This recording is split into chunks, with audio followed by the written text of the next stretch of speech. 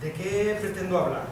A ver, Matías estuvo el otro día hablando de construcción de las masculinidades, ¿verdad? Pues me quedo aquí arriba, si no nos hago estaba pensando si me bajaba. Estuvo hablando de construcción de las masculinidades, pero recordad, del origen de la construcción de las masculinidades. Luego vimos modelos, creo recordar, ¿no? Y él habla de modelo hegemónico y luego habla de... Habla del modelo, del hegemónico y luego del marginal. Eso, del modelo hegemónico y marginal. El enfoque que utiliza Matías es un enfoque más funcional, creo yo, más en cuanto a funciones e identidades. Yo, como soy sociólogo, es antropología. Como los sociólogos estamos un poco obsesionados en sociología por las estructuras. Así que me pararé un momentito ¿sabéis? No sé si habéis trabajado lo de las estructuras, me pararé un poquito porque me parece que sin manejar lo que es estructura no se puede entender directamente la teoría de género, me parece. Entonces, lo retomaré desde ahí. Y yo lo que pretendo es pasar muy rápidamente por la idea esta de construcción de identidad, o sea, de historia de las masculinidades, bueno, tan rápidamente que no, pero ya, ¿qué pasa? Y sí que me creo, a ver si puedo pararme de forma amena, espero, en la construcción misma de la identidad, es decir, el proceso mismo de construcción de identidad masculina. Lo voy a relacionar, evidentemente, con la teoría de género, y de ahí hablaré de masculinidad hegemónica. Bueno, hay una diapositiva nada más, no sé, me parece importante ponerlo, pero vamos. Hablaré de masculinidad hegemónica, pero yo no lo utilizo como Matías, no termino de verlo como él. Yo utilizo masculinidad hegemónica como modelo, es decir, es un modelo alcanzable, lo vemos muy rápidamente. Me voy a parar en los daños patriarcales, ¿no? En los daños colaterales del heteropatriarcado en las masculinidades, es decir, aquello que los hombres sufrimos por el patriarcado, y luego ya masculinidades emergentes, que creo que es lo más interesante. La cosa, que ¿cuánto tiempo tenemos? 2 horas. Pero hacemos una pausita, ¿no? Que nos da un bajonazo. Terminamos a las 6:30, ¿es eso? 6:30.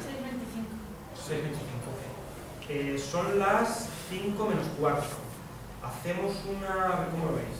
Una a las 5:30 y vemos lo que queda después para... ¿Sí?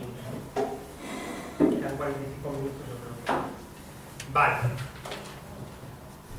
Esto lo pongo, yo creo que no hace falta. Pues estamos en tercero, ¿verdad? Yo creo que no hace falta, pero yo creo que...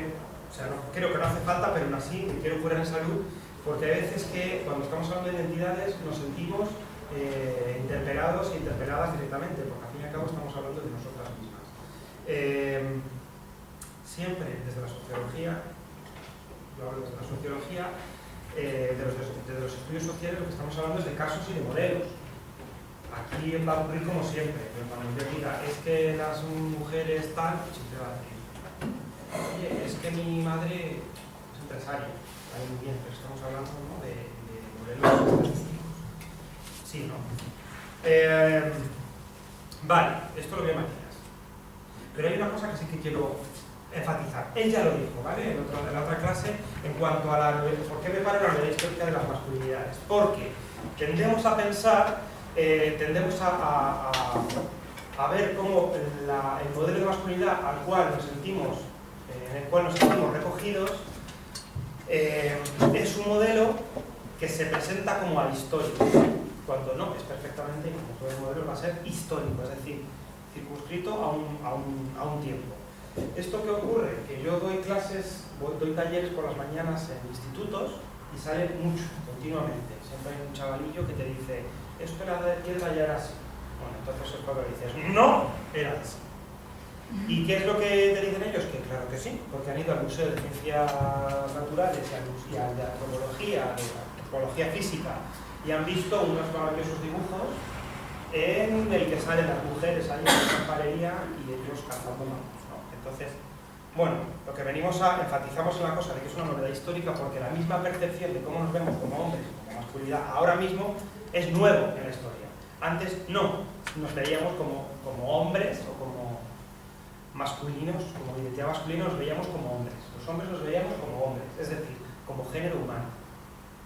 No nos interesaba vernos, o sea, no nos interesase, no nos identificábamos con una mitad de las categorías o de los valores del género humano, que veíamos con todos. Es decir, si el género humano es este maravilloso círculo, pues el ser humano, ¿no? Tenemos aquí al hombre de Vitruvio, que pues es un hombre, no una mujer, que es todo. Esto ya lo dijo Matías el otro día. ¿Qué ocurre cuando el feminismo empieza a despuntar, empieza a aparecer, el prefeminismo incluso? Ya con Christine de Pizan empieza a verse, ¿no? la participación de las mujeres en la historia, las grandes mujeres, etc. Que las mujeres dicen, bueno, es que nosotras también somos humanas, pero además es que estamos aquí. Y es cuando el hombre, ¿no?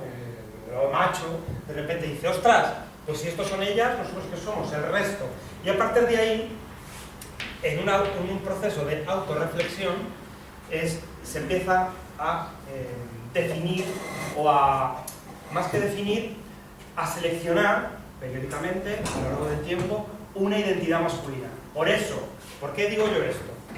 Si nos vamos a un pueblo hace, no sé, 150 años, antes de la Revolución Industrial, Astorga, por decir, norte de España, yo qué sé, las relaciones de género que se daban, primero eran muy circunscritas a la localidad, es decir, no eran las mismas que se podían dar en el sur de España o en Francia, tenían sus propios rasgos y no era normativo. Un hombre de otro sitio era un extraño, como se dice, un forastero, y se comportaba de otra manera. No era intrínseco, no era, ¿cómo se dice esto? Un universal cultural. No se entendía como universal cultural, que ahora lo entendemos como universal cultural. Vale, dicho esto, me he matizado, me he querido parar por eso, ¿no? Para que nos quede bien la idea de que esto es una construcción, cultural, ¿no? Y que como construcción cultural que es, cambia y se adapta a los títulos. ¿Dónde me paro? Esta construcción se empieza a organizar en torno a unos intereses, a un paradigma, y el paradigma no es ni más ni menos que es el del mantenimiento del poder.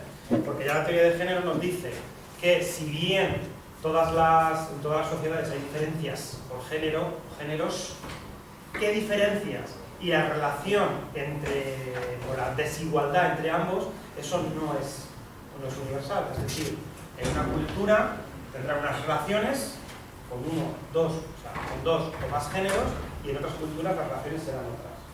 Ni más ni menos que incluso en España, cuando haces historiografía, ves que era tradicionalmente encargado de mujeres el campo en una zona, mientras que en otra zona era tradicionalmente de mujeres encargarse de ganado.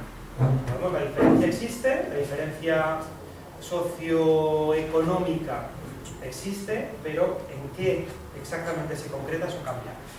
Llegamos al día de hoy y hay, lo he puesto así, colonialismo de género, para que nos suene familiar.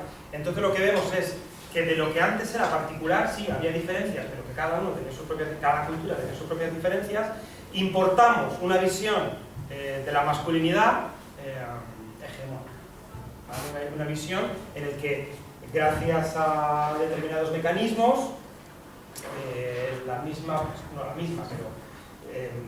orientaciones hacia una masculinidad hegemónica van a ser muy semejantes tanto en un pequeño pueblo del Perú que en alguna zona de Taiwán, ¿no? que en Taiwán mismo, o Madrid, quiero decir. Es decir, hay más homogeneidad ahora.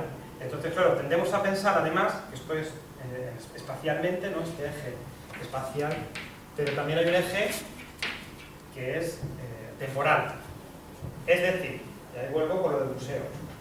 Leemos la historia, como antropólogos y antropólogas, lo tenéis muy claro, leemos la historia en función de los valores y las interpretaciones que tenemos ahora. O sea, se relee la historia, se reinterpreta y la utilizamos de una manera, y la vemos desde una perspectiva actual.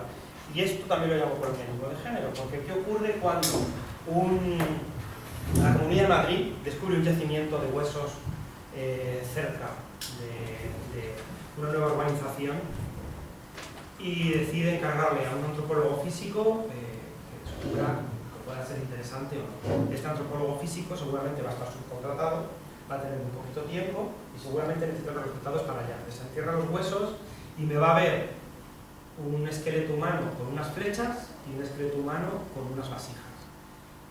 La respuesta la tengo que dar hoy. ¿Me voy a romper la cabeza en medir los 74 puntos que hay para identificar un esqueleto femenino masculino? ¿O el que tiene flechas es el hombre y el que tiene las vasijas es mujer? Pregunto.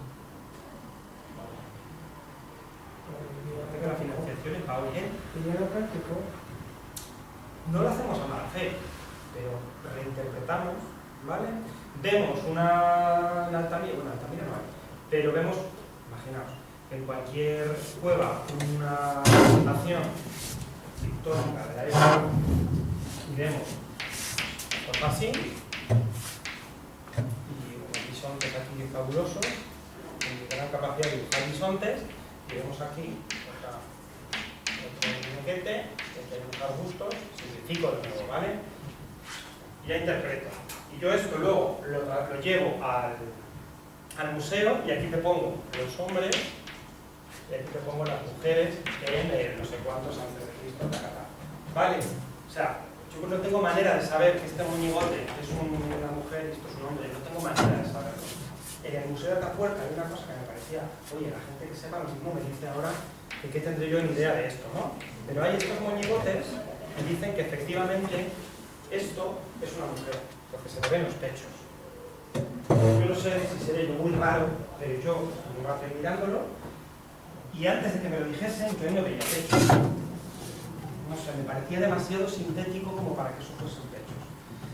Puede ser, pero también puede ser que lo esté interpretando con la visión que tengo ahora, ¿no? A lo mejor en esa época algo se llevaba ahí, eso significaba algo interesante en la época, que no sobreviviese el tiempo, que no sobreviviese al tiempo y quedase, ¿no?, borrado de la historia. ¿Sí veis lo que quiero decir? Esta reinterpretación. Vale, voy a borrar mi arte. Bueno, a eso es lo que yo quería. Esto ya lo vio Matías ayer, que son los diferentes enfoques. Y... uy, meten aquí las transiciones. No me gustan nada las transiciones. ¿Qué es lo que nos estaba comentando ayer Matías? Nos comentaba, creo haber entendido, ¿no? Cuando él nos decía que partimos de unas posiciones de identidad masculina esenciales, sea el paradigma del que partamos, ¿no? Ahí con las transiciones, ya sea esencialista, positivista, normativo, semiótico, siempre hay una categoría previa que yo utilizo para analizar, categoría que ya he aprendido, categoría que es previa a mí. Y la utilizo luego para diferenciar. Es como si me dicen los caramelos son de fresa y de limón, y entonces yo todos los caramelos los voy a diferenciar en fresa o limón, pero estaré metiendo, por ejemplo, naranja y limón, perdón. Naranja y limón, y estaré metiendo la fresa con la naranja porque es más dulce, y a lo mejor la menta, como a lo mejor más amarga, con el limón. Es decir, estoy en cuanto a mis categorías preconcebidas analizando el universo. Esto ocurre, por cierto, mucho en ciencias naturales, que parten de la idea de que nosotros observamos de forma ¿cómo me sale? De forma objetiva. Observamos de forma objetiva porque los elementos de análisis son objetivos, pero claro, es que las categorías van antes, y he construido y diseñado los elementos, las herramientas mecánicas para analizar cosas que ya tenía en la cabeza antes, ¿no? Y esto ocurre efectivamente también con las masculinidades, incluso con las masculinidades. La idea es pasar de una perspectiva esencialista de esencias inamovibles. ¿Sabes cuál es esencialismo lo que queremos decir? ¿Quién ha dicho que pues te escucho? Vale. Se refiere a lo que hemos presentado, o sea, directamente lo que hemos construido está tan interiorizado en nosotros que ya es algo esencial. Entonces, si no nos lo replanteamos y si no intentamos hacer esa ruptura de ello va a condicionarnos. Es lo que decías ayer, Matías, acerca de cómo tenemos el deseo condicionado por nuestra educación. Sí.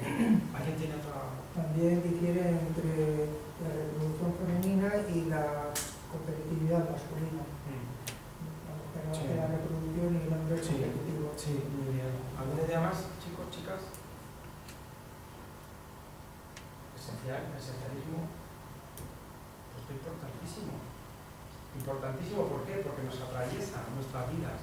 Cuando nos dicen desde pequeñitos que los niños se pegan por su manera de relacionarse, estamos esencializando conductas que no son propias del ser humano per se y las esencializamos, es decir, las volvemos esencia. Y la esencia, la forma y la esencia no la puedes modificar, porque es la parte primaria, por lo que eso nos rompe o nos imposibilita la capacidad de ser libres. No sé si os gusta leer, como se pronuncia así tan voy a escribirlo. Seguro que hay una E de menos o algo así. No, está bien. ¿Sí? Él habla de rizomas. Cuando nos habla de rizomas y de crecimiento personal, ¿vale? Cuando él habla de rizomas, dice esto como lo del césped que se expande ocupando todo el espacio posible, es decir, toda la capacidad de crecimiento personal que podamos llegar a alcanzar. ¿Por qué? Porque no piensa que tiene una estructura que se ve prefijada, ¿no? Va como por diferentes núcleos, en todos los caminos que pueda tomar, los toma y se expande. Mientras que un pensamiento esencialista ya te construye. Él habla de los árboles, sí, muy fuertes, muy poderosos, ¿no? La idea del árbol, pero esta es la única estructura que pueden tomar. ¿Qué ocurre? Volviendo a una analogía así un poco tonta, ¿no? de tipo de cuento, si hay algo que se carga a los árboles o de esta zona, pues la especie desaparece. Mientras que este, al expandirse por todas las zonas, al ir a todas las zonas donde exista, además de la idea de crecimiento, ¿no? Que es lo que él mete dentro de sus escritos, la idea de explorar y crecer en todo aquello en donde puedas crecer. ¿Sí? Pongo aquí a hablar. ¿Y por qué pongo funcionalismo? Ah, bueno, pero madre mía, vamos a acabar hoy, esencialismo, vale, queda claro. Postestructuralismo constructivista. Gente del fondo, muchachos, muchachas, ¿qué es? ¿Cómo es tercero? Hombre, sí, ¿no? En antropología sí. A veces peco de El constructivista sería el patrón, vida, hombre, dado en la cultura, el sí. Patrón como hombre. Sí, el patrón. Bueno, más o menos, más o menos. A ver si alguno de vosotros os anima. ¿Sería una teoría de los roles, algo así? Postestructuralismo. Va por ahí, va por ahí, va por ahí. Sí, sí. ¿Alguien se anima más? O mira vosotras dos.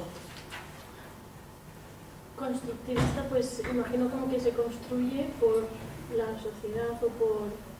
Muy bien, perfecto, sí, entre el pueblo por los sacamos. Sí que determinan las diferentes masculinidades. También. Empiezan a surgir todas, lo que Marita llamaba el estallido de la... Claro, ahí llegamos directamente a esa parte, ¿no? La que nos afecta en cuanto a identidad masculina, que es con el postestructuralismo, o sea, con el estructuralismo lo que decía es que había unas estructuras y eso, en cierto modo, no te dejaba explorar otras posibilidades, otras maneras de hacer diferentes a la estructura dada. Mientras que el postestructuralismo te dice, postestructuralista, por ejemplo, es muy postestructuralista Judith Butler, que no te he leído porque es la pobreza de género ahora mismo. Pues ella lo que te dice es que, claro, tú en el uso mismo de la estructura, al reproducir el modelo, los errores de reproducción ya están ampliando los modelos. Entonces eso es postestructuralista, pues porque claro, si la estructura está, pero la modifico y se la modifica a lo largo del tiempo. Y constructivista se añade, ¿no?, la idea esta de que la identidad se construye de manera social, es decir, no hay... Esto en sociología nos gusta muchísimo, que esto es lo de que si un niño criado entre lobos es un lobo, no es un ser humano, es un lobo, porque ha aprendido a ser un lobo y no, jamás ya no puede cambiar, mientras que un lobo criado entre humanos sigue siendo un lobo. Para decir que el ser humano, esta cosa así tan bonita también le cuento, para decir que el ser humano es un ser social. Es decir, que los seres humanos somos sociedad y somos cultura, somos interacción, no existimos aparte de la sociedad. Un ser humano que no esté enculturizado no es un ser humano, es un ser vivo, pero es un ser humano. Ahí me he ido muy lejos, yo creo que ya lo sabíamos, ¿no? No estoy añadiendo nada nuevo. Ah, el funcionalismo, ¿por qué lo he puesto? Por puta rabia ayer, porque dijo Matías, el funcionalismo eso no sirve para qué, funcionar a quién, ¿no? Y luego tú le tachas a él de funcionalista. Claro, no, yo soy funcionalista. ¿Por qué? Porque cuanto más estudio teoría de género, feminismo, relaciones de género, más veo que el patriarcado coopta, como decía ayer Matías, coopta los espacios que son tendentes de criticarlo o de cuestionarlo. Realmente los incorpora, ¿no? Por un proceso de cooptación de forma funcional. Es decir, tal y como decían los funcionalistas del 17, creo que eran, ¿no? Funciona. Oye, es que funciona. Oye, ¿qué queremos? ¿Igualdad entre hombres y mujeres? Bueno, pues no hay ningún problema. Pues como decía Matías ayer, que las mujeres ocupan o reproduzcan los espacios valorizados masculinos. El patriarcado ahí funciona. Por eso soy funcionalista, porque veo que hay que romperlo de una manera completa y total porque se adapta. El funcionalismo nos viene a hablar de eso, ¿no? Puede haber inputs y outputs, pero el sistema general va funcionando. Por eso lo pongo aquí, un poquito por escuchar, ¿no? Vale, entonces cuando hablábamos de identidad masculina y el hombre, ¿qué es el hombre? Cuando voy estoy por